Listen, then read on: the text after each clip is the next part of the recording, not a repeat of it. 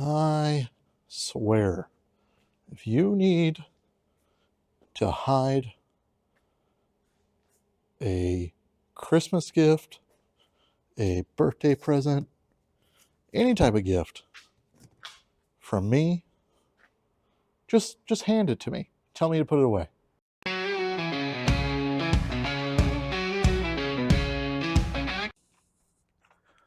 Well, you know, when you're doing a project and that project snowballs, not just because you want to do more with a project, but because what you're trying to use during a project is starting to fail. 9 years of never doing a tune-up on my Stihl Farm Boss here has finally decided to bite me in the butt. It won't run right now. Not even according to Catalina here. Will it, Catalina? No. But what we're going to do this video, it's going to be real short and simple. Like I said, haven't ever put any type of maintenance items on this, an air filter, spark plug, fuel filter, anything. And it's not running. Obviously, it's grungy, it's dirty, it needs cleaned up. What we're going to do is we're going to clean it up. We're going to use a kit that I got from Rule King. It's an actual Stihl maintenance kit. It's for this MS271. What it has inside of it is a fuel filter, spark plug, and an air filter. Also going to put some fresh gas in here because I'm not going to lie, I have done the cardinal sin of maybe leaving that gas container inside the barn that's been mixed with 2-stroke oil for 2 years. Yeah, 2 years. And I've been running that in here. If you don't know, gasoline has a shelf life. Well, I guess this is the next project. Try to split wood. Need to get this thing going now. Great. So, what's about to happen? You guys are going to see a time lapse of me tearing down this thing. It's not much of a tear down at all. All it is basically me using the chainsaw tool here, using the flat blade end of this to remove 1, 2, 3 screws out of the top cover, and then pop off the air filter. This socket end on here is actually the same size for the spark plug, so we'll be removing the spark plug. The only tool that we have to use that's a little bit odd is these long needle nose pliers to get the fuel filter out. But what I'm going to do is throw you guys a little bit on time-lapse mode, do my traditional AI song. As I start to tear this down, I'm going to drain the fuel out of it, of course, because the fuel filter is within the fuel tank.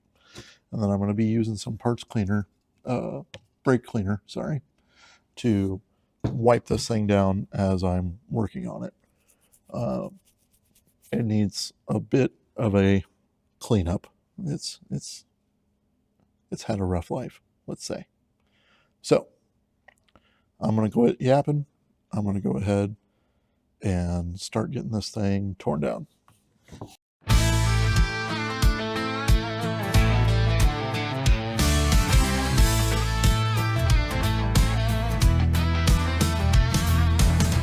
Years deep and the saw won't start. Dust in the filter and it smells like heartbreak. Old gas sitting in the barn too long. Yeah, guess today's the day this thing gets a fresh new shake. Turn the wrench, spin the screw. Try to bring this farm boss back to life for you. Time-lapse flying bolts hitting the floor. Thought a tune-up would fix it, but it needed a whole lot more. Yeah, we're singing these chainsaw worn-out farm boss blues. Spark plug shiny, right. But the carb won't listen no matter how I try. Fresh gas mixed thick, hoping it roar. But every pull on the cord just says nope, not today, boy. Turn the wrench, spin the screw. Try to bring this farm boss back to life for you. Time-lapse flying bolts hitting the floor. Thought a tune-up would fix it, but it needed a whole lot more. Yeah, we're singing these chainsaw worn-out farm boss blues. Pull the muffler, man, what a sight. Piston chewed up like it lost a fight. 55 PSI. Yeah, that ain't right. What I'm going to do, let's go ahead, get the new spark plug inside of here, the new air filter. Oh yeah, didn't show you guys the air filter. This is even after blowing it out. That's, if somebody's lungs look like that, that's probably bad compared to something new. Yeah, that's going to probably be better. So I'm going to wipe things down, clean them up with my brake clean here, continue the AI song, and it's not going to look immaculate by any means, but it's going to look a little bit cleaner, and get this thing hopefully fired back up again. Job's going past daylight. Final, turn the wrench, spin the screw. Another project turning into something new. Topping scorched winters coming fast. But every setback makes a story that'll last. Yeah, stuck here humming these hard-working farm boss blues.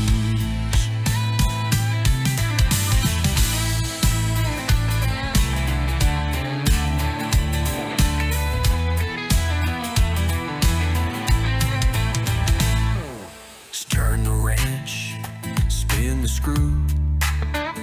Another project turning into something new. Topping scorched, winter's coming fast. But every setback makes a story that'll last. Yeah, stuck here humming these hard-working farm boss blues.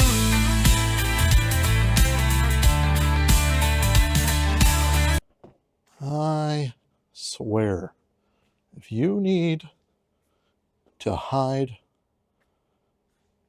a Christmas gift, a birthday present, any type of gift from me, just hand it to me. Tell me to put it away. Everybody, stay calm. Don't panic. I found the two-stroke oil. I know everybody was worried,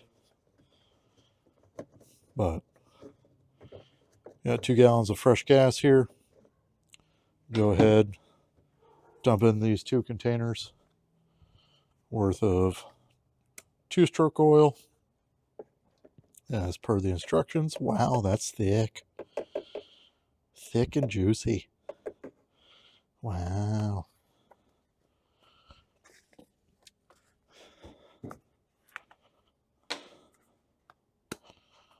See if we can get that one in there without spilling it. That's good. That's good. Don't spill the oil. Ooh,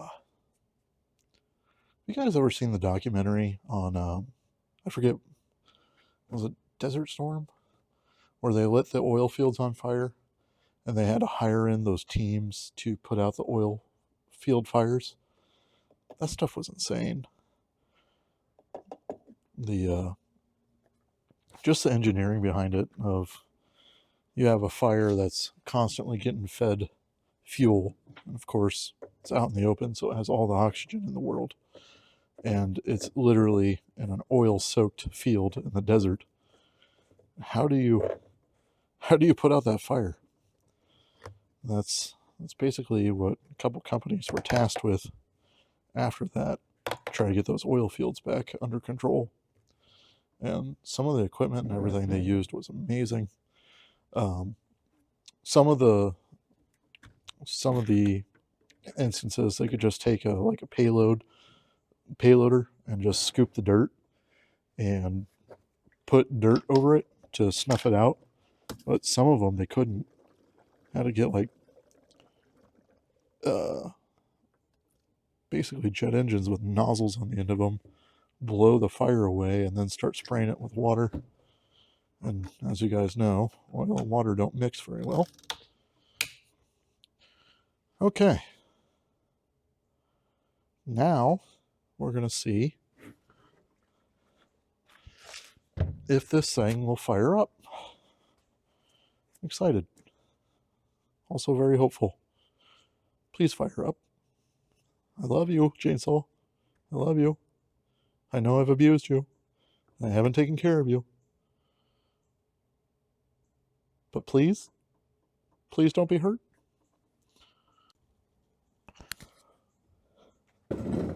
Let's see this chainsaw. Yep, microphone's recording. We'll fire up now. Go ahead, put it on choke. Everything's good. You know, watch how weak I am while pulling a chainsaw.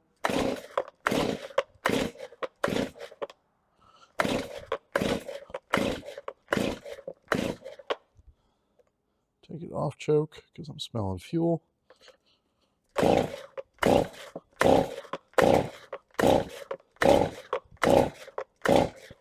Put it back on choke, maybe.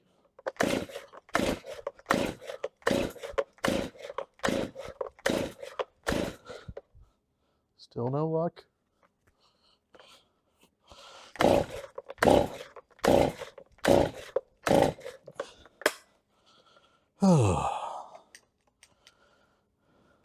Why don't you want to start?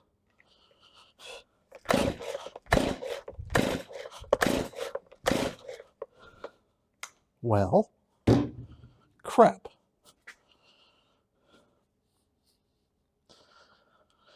Did a new spark plug, did a new air filter, did a new fuel filter. Put new fresh gas in it with fresh 2-stroke oil. Huh.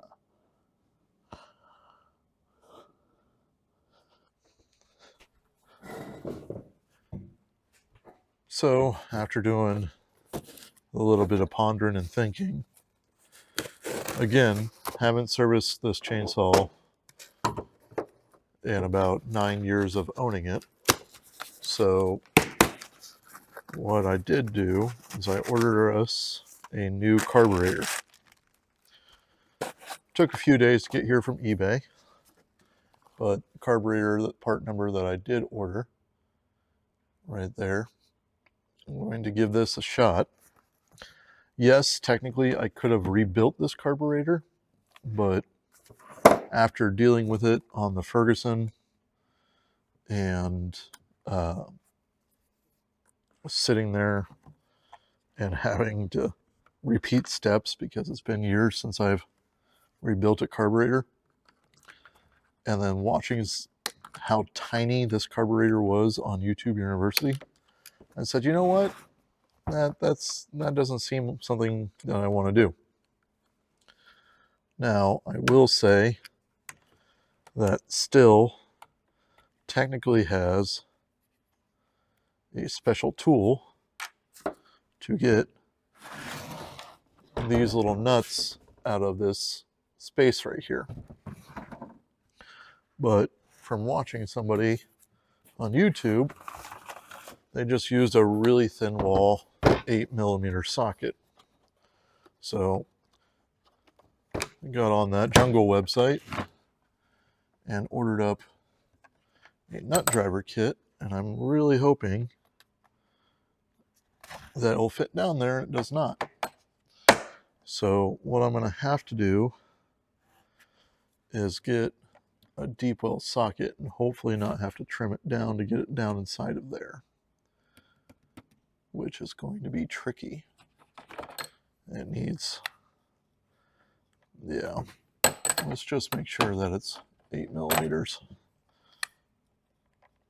Yeah, 7 millimeter doesn't fit. And 8 millimeter is too thick to get down inside of there. Maybe our toolkit has a thin enough wall, 8 millimeter, but definitely not going to hold my breath here.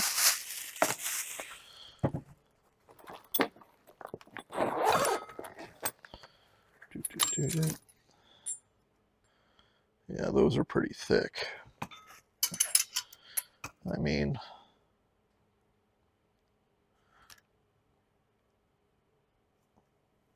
we can still try it.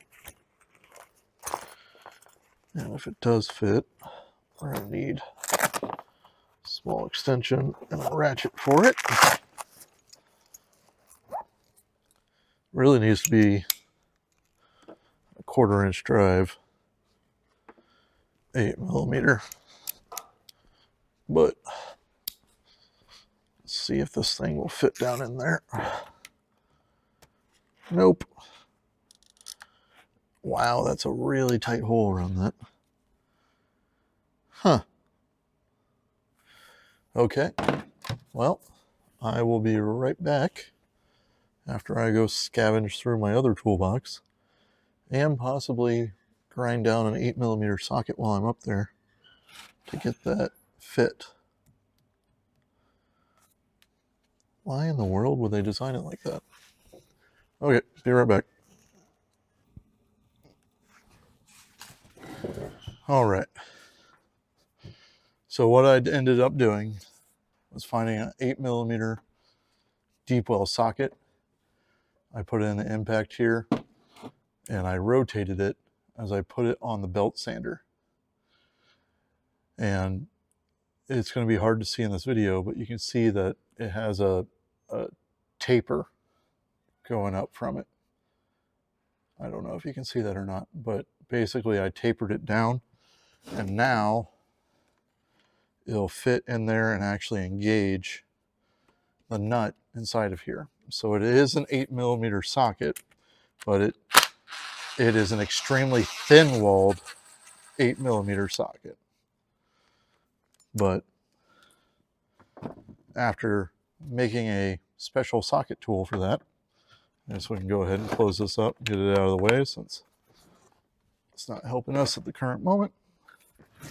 I can now, nope, I dropped one of them, but there's the first nut, and there is the second nut coming off of that. So that's all to get this piece off. So we disconnected the linkage from the throttle on off and choke switch, took those two nuts off. Now there's two isolators at the bottom of this that we need to take off. So get this isolator off on this side, it'll be the easier one. And then right next to the throttle, there's another isolator over here. Pop this one off. Come on. Work with me. Work with me. And that one's off. And now, in theory, this should come off of here.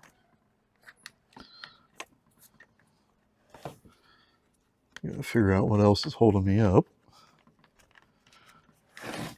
Let's see. Wires going to this side.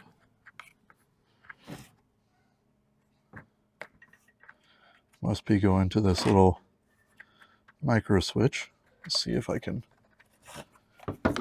get it off this stud enough to see what those wires are doing, or at least set it off to the side, just like so. From there, carburetor should pop right on out, get sprayed down with fuel, which is always nice. And we have our carburetor out. It's a wee little guy. And that was the main reason why I didn't want to sit here and try to rebuild this. Everything's so damn small on it. I didn't feel like doing all that. So let's see if we can get a new one in there. See if we can get it installed properly. See what's happening. Ooh. Unpackage our new one.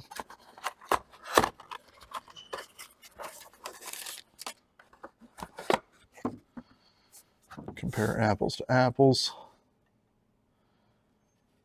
Yep, that looks the same. Oh, another important piece.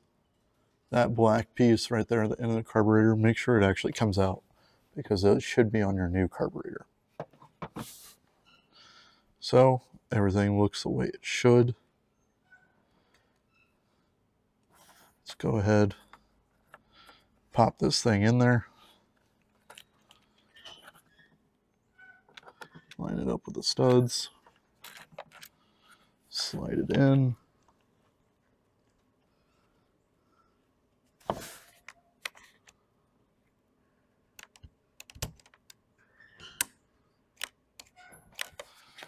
Throttle seems to be working.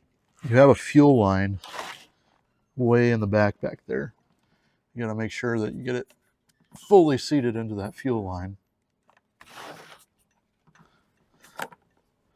while holding it in place, making sure the throttle works. Yep, it works. Go ahead, wiggle our piece back around it, get that plastic piece back on there.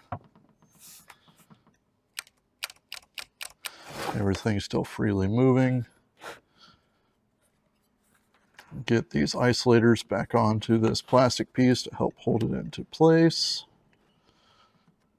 which is going to be a little bit tricky, but I want to do it before I bolt everything down.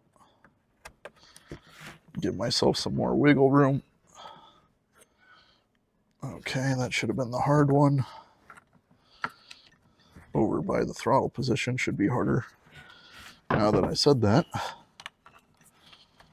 this one's going to fight me. Get the second isolator actually started. There we go. Just push it over the little peg here, just like so.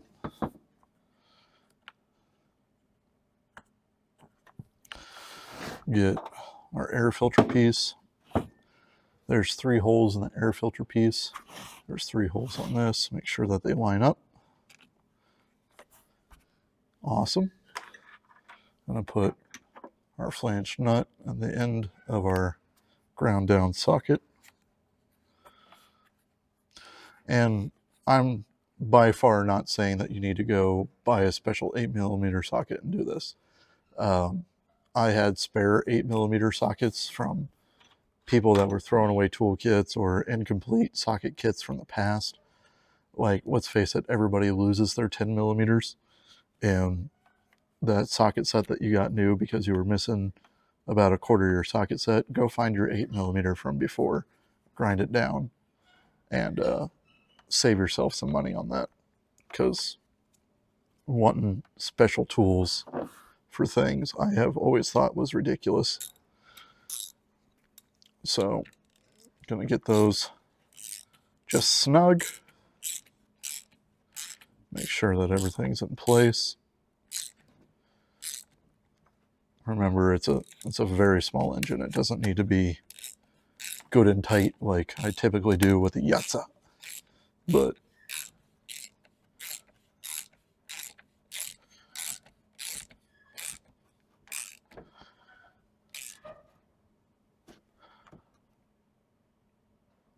that feels good and tight. That feels pretty good and tight. They look to be having even more threads than what they did before. Go ahead and take our little throttle rod, reroute it into our position selector here. And it just snaps into this rod here.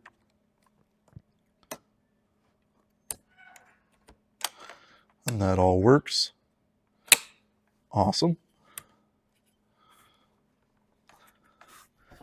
Okay. Now comes the moment of truth. Was this thing actually gummed up or not? I'm going to go ahead, reinstall our air filter. Again, we know that we have spark. We know that we have fuel. We know that we have compression. We actually tested it with a compression tester. The main theory of why we changed out the carburetor was 9 years of basically using it for not even probably 16 hours a year, and it just clogging up with all the old fuel sitting in there. We now have fresh fuel. Let's see if we can get this thing to start. That's going to be the next big task. So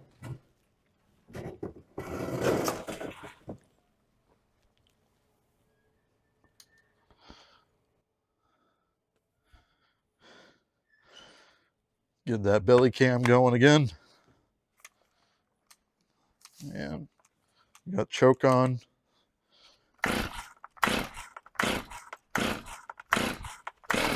Ooh.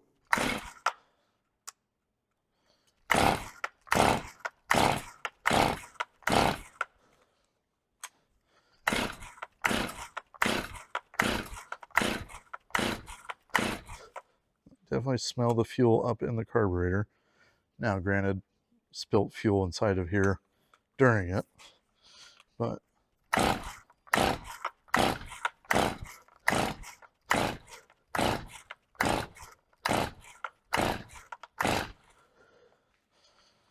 oh, come on.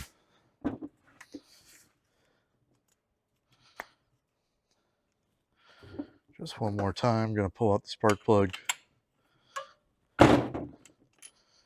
test it up against the head of the block, make sure that we actually have spark.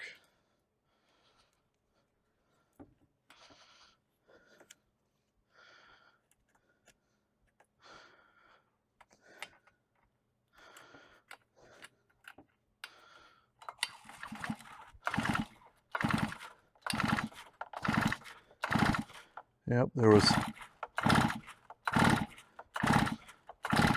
Yep, we got spark.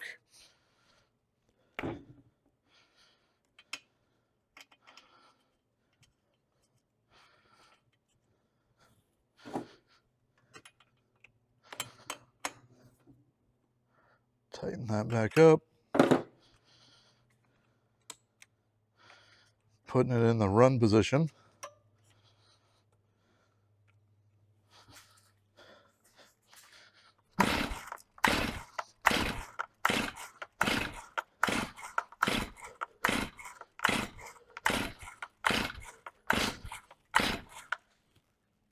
Okay. Choke position.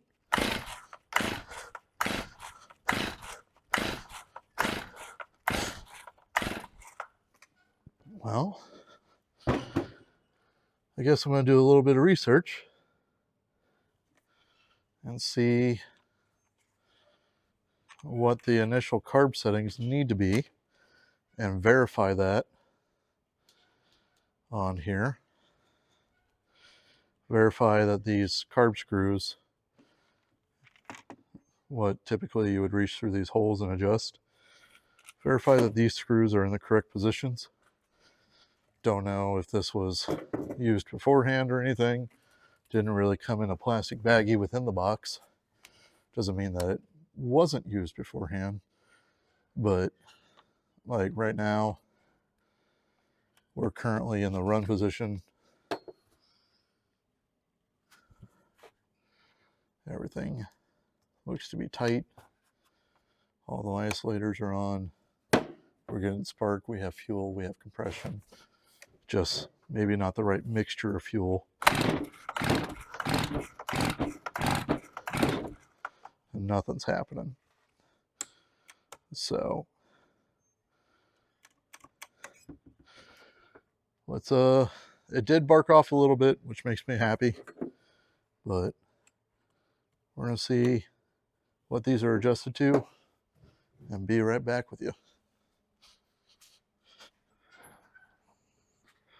So,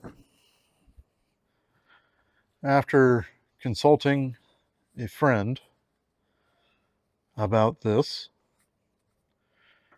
gave me a good idea.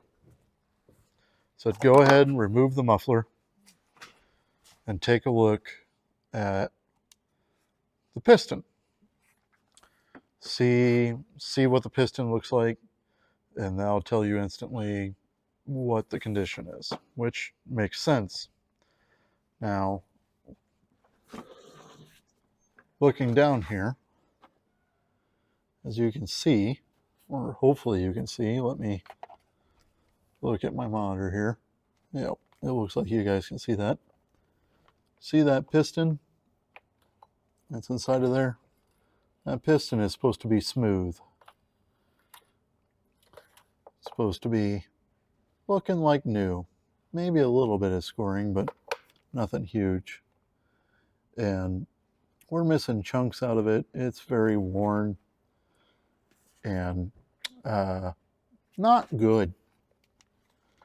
He happens to be an expert in two-stroke motors, and he said that 55 psi is not good enough. 55 psi compression is about half of what it should be. Should be over 100. So hopefully you guys can see that piston inside there, and I'll bring you guys out and discuss what our next options are going to be. We're looking at the entire piston being trashed in this chainsaw, which is why we have low compression, which is why it won't run. Now, to change this piston and basically the top end, do a top end kit on this engine, everything has to come off this chainsaw. I have a couple choices. A brand new kit, top end kit from Stihl, is around $279. If we get a nickel-line cylinder top end kit off of eBay or something, Proline, it would be closer to about $125 to $150 being off brand.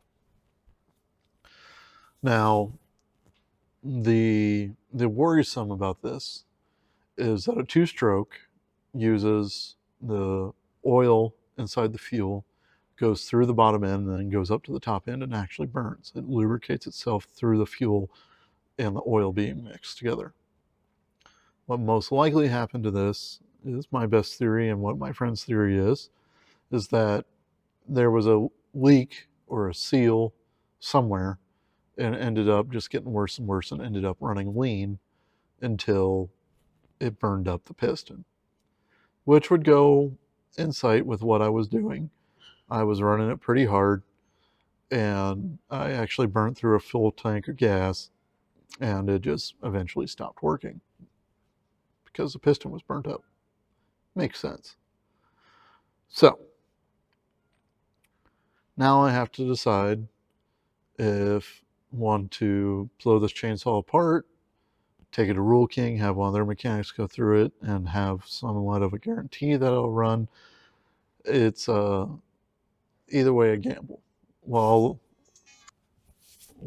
I was out, I did stop by Rule King and looked at the price of a brand new saw like this. I bought this saw back in 2016 for about $300 and some odd, close to $400. They're now up to $550 as a price tag. So I still think it's a great saw. I think it's rebuildable. The question is, do I want to take the time to rebuild it?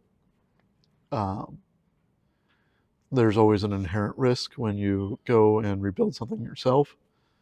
And I think I'm willing to take that risk. I'm not willing to do it right now with a few other projects that we have coming up and winter coming up. I think for right now, what I'll end up doing is I have a 16-inch DeWalt powered 60-volt chainsaw. I'll use that to get the rest of my wood split up and go through everything. But before next year, need to go ahead and fix this chainsaw and figure out what I'm going to do with it. Another advantage of having like a Rural King mechanic go through this is that they would have all the Stihl tools to do like vacuum checks on the carburetor, pressure checks on the fuel tank, all that stuff. Stuff that I would have to invest in just to do this rebuild once.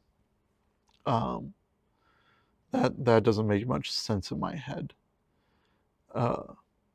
But I'm wondering what the best route to take with it is. So, I know this was a little bit of an anticlimactic video, but I want to be honest with you guys. I want to show you things that I come across as I come across them and how I'm going to handle them. And if you have an opinion about how it should be handled, definitely leave a comment below. Let me know. I'm interested to hear your guys' thoughts on, should you buy a new chainsaw? Should you let somebody with the right tools doing it? Or should I take a stab at it? Those are things I'd like to hear back. I'm going to sit here and ponder on this, figure out exactly what's going on, and try to figure out the budget. Because, you know, holidays are coming up, other projects are coming up. Is this a make or break type thing at this moment? No. Is it something that needs fixed? Yes. So that's my current mindset on it. So comment down below. Let me know what you think. And I'm going to go get on to the next project. It's supposed to like have a chance of snow in 5 days. We got to get the goats ready. Huh. This is the first year of having chickens in winter too. That'll be interesting. All right. See you guys next week. Yeah, we're singing these chainsaw worn out farm boss blues. Spark plug shiny, fuel lines tight.